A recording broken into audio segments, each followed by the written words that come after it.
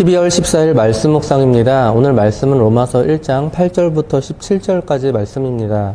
로마서는 믿음이란 무엇인가에 대한 질문의 답변이라고 할 수가 있습니다. 바울은 단 한 번도 로마를 방문하지 않은 상태에서 로마에 편지를 썼습니다. 이 편지가 바로 오늘 우리가 읽는 바로 로마서입니다. 바울은 오래전부터 로마 전도를 생각하고 있었어요. 그래서 로마를 방문하기 전에 로마 교회에 자신의 방문을 미리 알고 준비하게끔 했던 것입니다. 그런데 짧은 서신처럼 보내도 될 것을 이처럼 체계적으로 잘 정리해서 장문의 글로 보낸 이유는 무엇이었을까? 여러분, 로마서는 성경에서 믿음을 가장 논리적으로 잘 풀어놓은 성경이라고 할 수가 있습니다. 가장 뛰어난 교리서입니다. 그런데 믿음을 논리적인 글로 풀어서 자세히 설명해 놓은 이유는 무엇이었냐면 이 바울에게 있어서 로마는 최종적인 목적지가 아니었어요. 바로 이 스페인 지역에까지 가기 위한 교두보였다라는 것입니다. 그래서 로마 교회를 전도 활동의 이런 기지로 삼아서 자신의 사역에 동참하도록 준비시킬 목적이었습니다. 그러나 만에 하나 자신이 죽게 될지라도 로마 교회로 하여금 자신의 사역을 바르게 이어받아서 끝까지 복음을 잘 전파할 수 있도록 하였던 것이죠. 이렇게 봤을 때 로마서는 바울의 유언장과도 같다라는 것이죠. 이처럼 바울은 유언장과도 같은 이런 편지를 로마의 교회에 보냈습니다. 어제 본문은 편지 중에서도 가장 맨 처음 인사 부분에 해당되었습니다. 바울은 로마의 교회인들에게 자기 자신을 소개합니다. 적어도 로마서를 쓸 당시까지만 해도 바울은 단 한 번도 로마 교회를 방문한 적이 없었기 때문에 자신을 자세하게 소개할 필요성이 있었던 것이죠. 그리고 이어서 오늘 본문은 로마서의 이 주제 부분이라고 할 수 있는 이 구원의 방법에 대한 그런 부분입니다. 8절입니다. 먼저 내가 예수 그리스도로 말미암아 너희 모든 사람에 관하여 내 하나님께 감사함은 너희 믿음이 온 세상에 전파됨이로다. 자기소개를 마친 바울은 곧바로 하나님께 감사를 드립니다. 먼저 내가, 바울은 우선적으로 하나님께 감사를 드리죠. 바울은 한 번도 만난 적이 없는 이 성도들의 신앙으로 인하여서 하나님께 감사를 드렸습니다. 이방인이었던, 그리고 그들에게 이 신앙을 허락하신 하나님께 대한 감사, 그리고 앞으로 그들과 함께 동역하게 될 것에 대한 그런 기대감에 대한 감사였습니다. 여러분, 다른 목회자들도 물론 마찬가지겠지만 저도 그런 것 같아요. 사역을 할 때 언제 가장 기쁘고 언제 가장 감사하냐 물으신다면 성도들의 신앙이 가장 성장할 때입니다. 그리고 그분들과 같이 동역하는 것 자체가 흥분되고 그 자체가 가장 기쁘고 감사합니다. 물론 로마 교회는 바울이 세운 교회는 아니었어요. 그러나 로마 교회 성도들의 믿음은 이미 로마 제국에 속한 모든 나라로 뻗어나갈 정도로 성장하고 있었습니다. 바울은 이 사실이 매우 감사했던 것이죠. 9절입니다. 내가 그의 아들의 복음 안에서 내 심령으로 섬기는 하나님이 나의 증인이 되시거니와 항상 내 기도에 쉬지 않고 너희를 말하며. 이 사도 바울의 이 신앙은 항상 예수 그리스도의 복음에 이 근거를 하고 있습니다.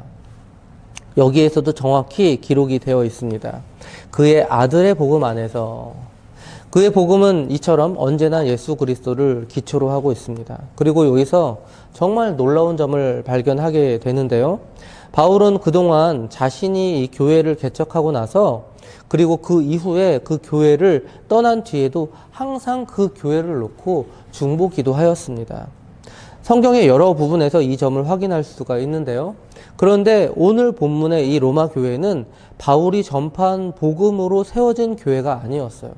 그 당시 그리스도인들이 핍박을 당하는 그런 시절이었습니다. 온갖 핍박으로 인하여서 이방 민족으로 쫓겨난 이 그리스도인들이 자연스럽게 복음을 전파함으로 인하여서 세워진 교회가 바로 로마 교회였어요.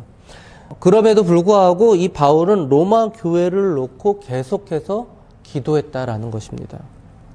여러분, 우리는 인사치레로 언제 같이 한번 밥 먹읍시다 이렇게 이야기할 때가 많죠. 그리스도인들에게 있어서 가장 많은 그런 인사치레 말은 무엇일까요? 기도할게요. 기도하고 있습니다. 이런 말 아니겠습니까? 그러나 바울의 기도는 누가 증인이 되냐면 바로 하나님이시다라는 거예요. 하나님이 나의 증인이 되시거니와 항상 내 기도에 쉬지 않고 너희를 말하며, 거짓이 없으신 하나님을 증인으로 삼아서 이 사도 바울은 자신이 로마의 성도들을 위해서 기도하는 것이 분명한 사실임을 오늘 말씀을 통해서 강조를 하고 있습니다. 저는 이 부분을 묵상하면서 제 자신이 너무나도 부끄러웠어요. 수많은 교회를 개척하면서 밤낮 복음을 위해서 피와 땀을 흘렸을 이 사도 바울일 텐데, 그러나 그는 무엇보다도 가장 많이 흘렸을 것이 바로 눈물이었구나라는 것을 오늘 본문을 통해서 또한 깨달을 수 있었습니다. 바쁘기 때문에 더욱 눈물의 기도를 주님께 올려드렸을 이 사도 바울을 생각할 때 제 자신이 너무나도 초라하게 느껴졌습니다. 그리고 앞으로 더 많은 그런 기도의 시간을 가져야겠구나라는 그런 다짐도 했습니다. 사랑하는 성도 여러분, 바쁘십니까? 바빠서 기도할 시간이 없으십니까? 그런데 바쁘니까 기도하는 것입니다. 바쁘기 때문에 우리는 더욱더 기도를 해야 한다라는 것이죠. 우리의 삶 가운데 기도의 시간만큼은 양보하지 않는 저와 우리 장자 가족들 되었으면 좋겠습니다. 10절입니다. 어떻게 하든지 이제 하나님의 뜻 안에서 너희에게로 나아갈 좋은 길 얻기를 구하노라. 사도 바울은 이전까지 로마에 가고자 했던 열망이 컸던 것 같습니다. 그러나 13절을 미리 보시면 아시겠지만 그렇게 쉽지 않았던 것 같아요. 형제들아, 내가 여러 번 너희에게 가고자 한 것을 너희가 모르기를 원하지 아니하노니 이는 너희 중에서도 다른 이방인 중에서와 같이 열매를 맺게 하려 함이로되 지금까지 길이 막혔도다. 로마 교회를 향한 열망은 컸지만 그 길이 계속 막혔던 것 같아요. 왜 막혔을까요? 아니, 누가 막았을까요? 바로 하나님이 막으셨던 거예요. 10절을 다시 보시면 하나님의 뜻 안에서 너희에게로 나아갈 좋은 길 얻기를 구하노라. 누구의 뜻 안에서? 하나님의 뜻 안에서. 사도 바울은 자신의 로마 행이 자기 자신의 스스로의 계획과 노력에 의해서가 아니라 바로 온전히 하나님의 섭리 가운데 이루어지고 있음을 알고 있었습니다. 우리에게도 이런 신앙과 믿음이 필요하죠. 내가 하는 일들이 계속 막힐지라도, 분명히 하나님의 영광을 위해서 하고자 하는 일일진데도 그럼에도 불구하고 그런 일들이 계속해서 막힐지라도 우리는 하나님의 뜻에 존중해야 한다는 것이죠. 왜냐하면 하나님은 항상 우리를 가장 좋은 길로 인도하시기 때문입니다. 실제로 나중에 이 길은 열렸죠. 사도 바울에게 있어서 로마 교회는 인간적인 눈으로는 좋은 길이 아닌 좁은 길로 열렸습니다. 그것은 바로 죄수의 몸으로 로마에 호송되는 이런 육체적으로는 매우 힘든 길로 열렸다라는 것입니다. 즉, 죄수의 몸으로 로마 교회로 갈 수가 있었습니다. 그리고 사도 바울은 죄수의 몸으로 하나님의 도구가 되어서 복음을 전파할 수 있게 되었습니다. 죄수로서 열린 그 길은 하나님의 방법 중에서 가장 최고의 길이었습니다. 우리의 시각으로 좋고 나쁨을 평가할 수가 없습니다. 사랑하는 성도 여러분, 복음을 위해서 갈망했던 이 사도 바울의 길도 하나님은 막으셨습니다. 그리고 이후에 더 좋은 길로 인도해 주셨습니다. 우리도 마찬가지입니다. 하나님께서는 가장 좋은 때 그리고 가장 좋은 길로 우리를 인도하셨고 지금도 인도하시고 계시며 앞으로도 그렇게 계속 인도해 주실 것입니다. 11절입니다. 내가 너희 보기를 간절히 원하는 것은 어떤 신령한 은사를 너희에게 나누어 주어 너희를 견고하게 하려 함이니. 사도 바울이 그토록 로마 교회에 가고자 했던 이유는 어떤 신령한 은사를 그들에게 나누어 주기 위함이었습니다. 정확하게 이 은사가 무엇인지는 알 수 없지만 복음으로 인한 구원일 가능성이 매우 커 보입니다. 로마 교회는 이미 복음을 받아들인 상태예요. 그리고 그 믿음이 온 세상에 전파된 상태입니다. 그런데 문제는 뭐냐면 그들의 신앙을 구체적으로 점검해 줄 만한 누군가의 가르침은 그들이 지금까지 한 번도 받아보지 못한 상태라는 것이죠. 그러나 사도 바울에게는 이들의 신앙을 점검해 줄 만한 체계적인 논증과 신앙과 그리고 경험이 있었습니다.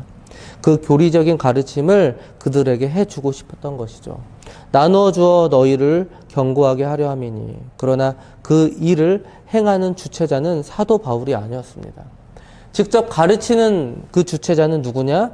바로 하나님이시다라는 거예요.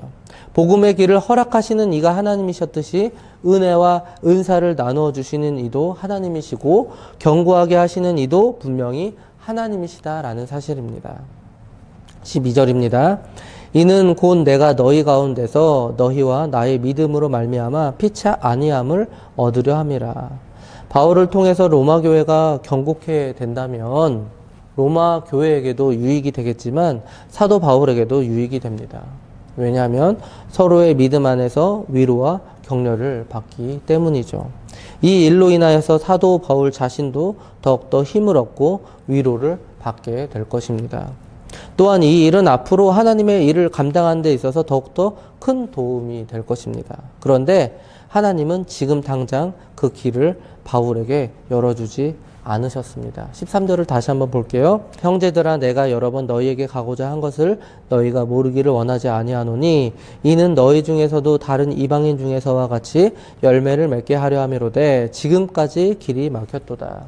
이처럼 하나님께서는 그 길을 잠시 유보하셨습니다. 이에 대해서 바울은 하나님께 왈가왈부할 수 없었습니다. 이에 순종해야 했죠. 그런데 사실 하나님께서 막으시면 그냥 편히 쉬고 있으면 될 텐데 사도 바울은 이 복음에 대해서 편하게 쉴 수가 없었습니다. 왜일까요? 그것은 바로 사도 바울은 빚진 자였기 때문이죠. 14절입니다. 헬라인이나 야만인이나 지혜 있는 자나 어리석은 자에게 다 내가 빚진 자라. 헬라 문명 속에서 생활을 하는 자나 그 밖의 모든 이방인에게 사도 바울은 자신이 빚진 자였다라고 말합니다. 그렇다면 바울은 어떤 빚을 졌을까요? 그는 예수 그리스도를 믿기 전에 수많은 그리스도인들을 죽였습니다. 사실 그가 죽였던 것은 예수 그리스도였고 또 그의 복음이었습니다. 그랬던 자신을 예수 그리스도께서 만나주셔서 용서해 주셨고 그를 구원으로 이끌어 주셨습니다. 그래서 바울은 빚진 자로서 복음 전도에 임했던 것입니다. 그 빚은 바로 하나님께 받은 그 복음의 사명이었습니다.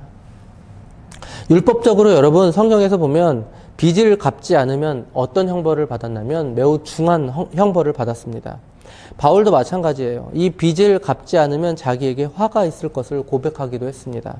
고린도전서 9장 16절을 보시면 내가 복음을 전할지라도 자랑할 것이 없음은 내가 부득불 할 일임이라 만일 복음을 전하지 아니하면 내게 화가 있을 것이로다. 그래서 바울은 특히 로마 교회에 가서 더욱더 복음을 전파하는 데 힘을 쏟기 원했던 것 같습니다. 15절입니다. 그러므로 나는 할 수 있는 대로 로마에 있는 너희에게도 복음 전하기를 원하노라. 물론 로마 교회는 이미 복음을 통해서 세워진 상태였습니다. 그러나 그들은 교리적으로 자세한 가르침을 받지 않은 상태였죠. 따라서 이 바울은 그들에게 복음을 교리적으로 그리고 체계적으로 가르쳐주고 싶었던 것 같습니다. 16절입니다. 내가 복음을 부끄러워하지 아니하노니 이 복음은 모든 믿는 자에게 구원을 주시는 하나님의 능력이 됨이라. 먼저는 유대인에게요 그리고 헬라인에게로다. 원문에는 왜냐면이라는 단어가 16절 맨 앞부분에 있습니다. 즉 로마 교회의 복음을 전하기 원하는 이유가 무엇이냐? 그것은 바로 바울이 복음을 부끄러워하지 않았기 때문이다라는 것이죠. 여러분 복음이 왜 부끄러웠을까요? 지금 우리는 예수님께서 온 인류의 구원자가 되심을 알고 있죠. 그런데 당시 예수님은 사람들에게 어떤 존재였을까요? 식민지의 그런 변방에서 비천한 신분으로 태어난 사람이었습니다. 그리고 그는 사형수였고 범죄자였습니다. 그러한 사람을 구원자로 삼고 그를 숭배한다라는 것은 매우 어리석은 짓이었죠. 당시 예수 그리스도는 그들에게 있어서 그런 존재였습니다. 이처럼 로마인들에게 있어서 복음이란 매우 미련한 것이었습니다. 그러나 바울은 이 복음을 부끄러워하지 않았습니다.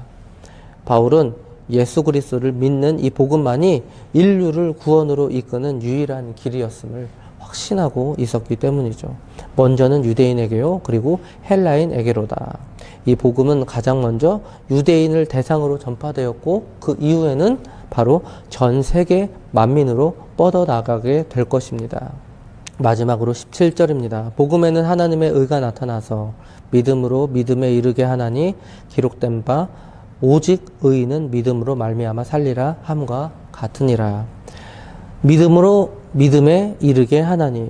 여기서 첫 번째 믿음과 두 번째 믿음이 조금 다른데요. 첫 번째 믿음은 바로 이 그리스도를 만나 고백하는 믿음을 말합니다. 즉 복음을 받아서 신앙생활을 시작하게 되는 그런 기초적인 믿음을 말하죠.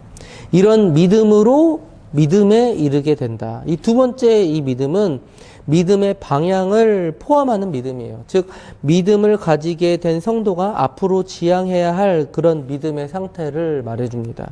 쉽게 말해서 성화의 상태를 말하죠. 정리해서 말씀드리면 복음은 예수 그리스도를 통해서 시작된 이 신앙이 점차적으로 삶을 통해서 더욱 풍성하게 성숙된 그런 믿음으로 이끌어주게 된다라는 뜻입니다. 말씀을 이제 정리하겠습니다. 사랑하는 성도 여러분, 오직 구원은 믿음을 통해서만 이루어집니다. 이것이 복음입니다. 그런데 바울은 이 복음을 부끄러워하지 않았습니다. 오히려 빚진 자로서 복음을 전파하는 길만이 그 빚을 갚는 유일한 방법임을 깨닫고 평생의 삶을 복음을 위해서 살았습니다. 여러분, 우리는 어떨까요? 우리도 역시 복음을 빚진 자입니다. 죽을 수밖에 없었던 죄인이죠. 이 죄인이 은혜와 사랑으로 인하여서 영생을 입었습니다. 여러분, 우리는 어떻게 해야 할까요? 우리도 마찬가지로 우리도 그 빚을 갚아야 합니다. 유일한 방법은 복음을 전하는 것이죠. 오늘날 코로나19 때문에 많은 복음의 그런 방법, 복음의 길도 막혀 있습니다. 그러나 이를 핑계로 이 복음을 전파하는 일을 등하시한다면 안 될 것 같습니다. 오늘 하루도 어떻게 하면 이 복음을 위해서 하루를 살 수 있을까 고민하며 살아가시는 저와 장자 가족들 되었으면 좋겠습니다. 이런 고민의 삶을 통해서 복음을 날마다 훌륭하게 전파해 나가시는 저와 장자 가족들 되시기 바랍니다.